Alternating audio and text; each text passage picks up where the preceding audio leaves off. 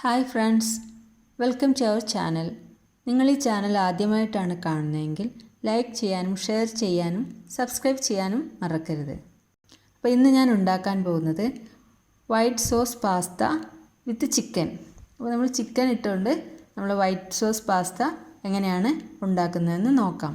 അതിനായി കുറച്ച് എല്ലില്ലാത്ത ചിക്കൻ എടുത്തിട്ടുണ്ട്. അപ്പോൾ ഇതിലേക്ക് നമ്മൾ 1 teaspoon ginger garlic paste, 1/2 teaspoon കുരുമുളക് പൊടി, 1/4 ടീസ്പൂൺ ഉപ്പ് നിങ്ങളുടെ ആവശ്യത്തിന് നോക്കി ചേർത്ത് കൊടുക്കുക. ഇതെല്ലാം കൂടെ ചേർത്ത് നമുക്കിതൊന്ന് നന്നായിട്ട് മിക്സ് ചെയ്തെടുക്കണം. ഇനി ഇതിലേക്ക് 1/2 ടീസ്പൂൺ ക്രഷ്ഡ് ചില്ലി കൂടെ ചേർക്കുന്നുണ്ട്.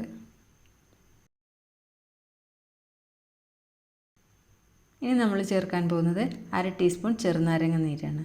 ഇതെല്ലാം കൂടെ ചേർത്ത് നന്നായിട്ട് മിക്സ് ചെയ്തെടുക്കണം.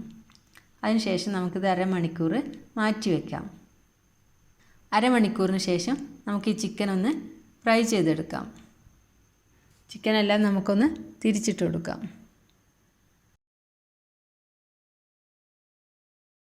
ചിക്കൻ നമ്മൾ ഡീപ് ഫ്രൈ ആണ് ചെയ്യുന്നത്.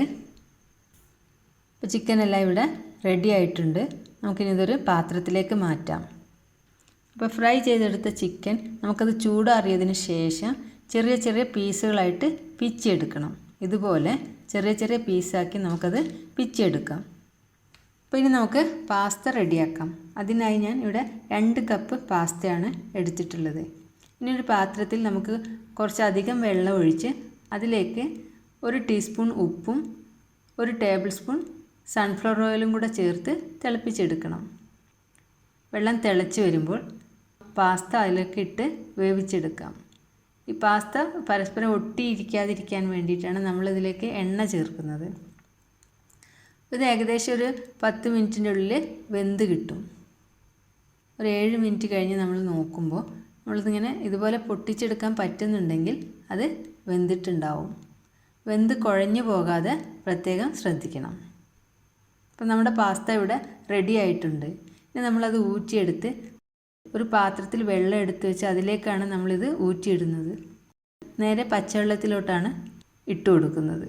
ഇനി നമുക്ക് വെള്ളത്തിൽ നിന്നത് ഊറ്റിയെടുക്കാം. പാസ്തയ്ക്ക് വേണ്ട മറ്റ് ചേരുവകൾ എന്തൊക്കെയാണെന്ന് നോക്കാം. 2 ടേബിൾ സ്പൂൺ കാബേജ് എടുത്തിട്ടുണ്ട്. അത് പൊടിയായി അരിഞ്ഞിട്ടില്ല, കുറച്ച് വലിയ പീസുകളായിട്ടാണ് ഞാൻ എല്ലാം അരിഞ്ഞിട്ടുള്ളത്. അപ്പോൾ അത് ഓരോരുത്തരുടെ ഇഷ്ടത്തിനനുസരിച്ച് ചെറിയ പീസോ വലിയ പീസോ ഒക്കെ ആയിട്ട് അരിഞ്ഞെടുക്കാം.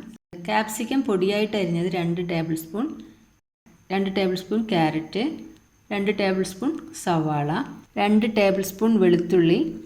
ഇത്രയും സാധനങ്ങളാണ് നമുക്കിത് റെഡിയാക്കാൻ വേണ്ടി വേണ്ടത്.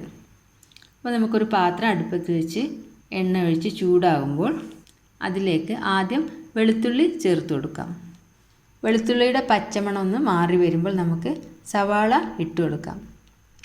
സവാള ഒന്നും നമ്മൾ അധികം മൂപ്പിച്ചെടുക്കേണ്ട കാര്യമില്ല. ഒന്ന് 2-3 മിനിറ്റ് ഒന്ന് വഴറ്റിയെടുത്താൽ മതി. ഇനി ഇതിലേക്ക് നമുക്ക് ബാക്കി പച്ചക്കറികൾ ചേർത്ത് കൊടുക്കാം.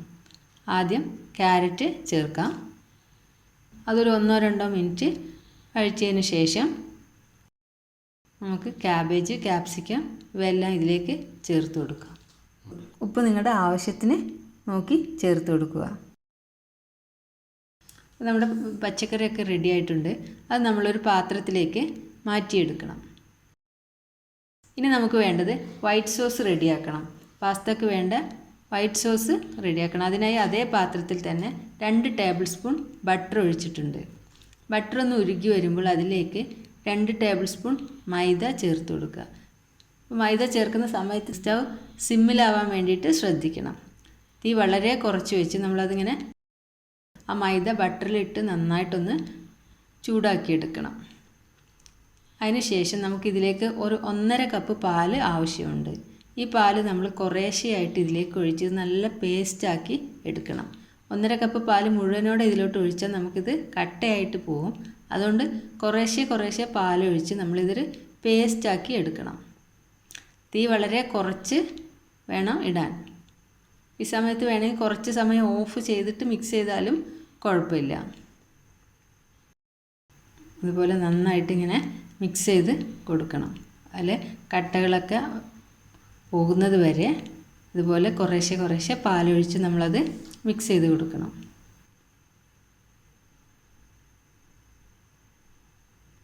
അങ്ങനെ ഇതുപോലെ പേസ്റ്റ് പോലെ ആവുന്ന സമയത്ത് നമുക്കിനി ബാക്കി പാല് കൂടെ ചേർത്ത് കൊടുക്കാം.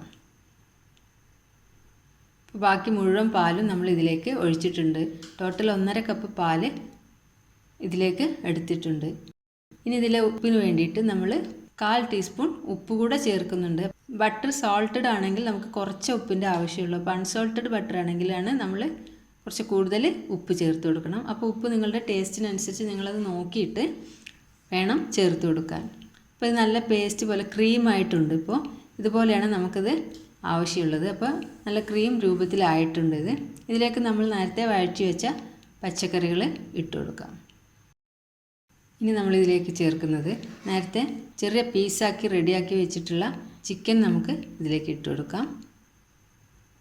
പിന്നെ 1/2 ടീസ്പൂൺ ക്രഷ്ഡ് ചില്ലി, 1/2 ടീസ്പൂൺ കുരുമുളക് പൊടി, 1/2 ടീസ്പൂൺ ഒറിഗാനോ, ഇതെല്ലാം കൂടെ ഇട്ട് കൊടുത്ത് നമുക്ക് നന്നായിട്ടൊന്ന് മിക്സ് ചെയ്തെടുക്കണം.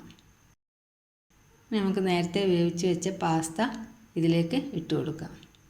അപ്പോൾ നമ്മുടെ പാസ്ത ഇവിടെ റെഡി ആയിട്ടുണ്ട്. അത് നമ്മളൊരു പാത്രത്തിലേക്ക് വിളമ്പിയെടുക്കാം. അപ്പോൾ നമ്മുടെ പാസ്ത ഇവിടെ റെഡി ആയിട്ടുണ്ട്.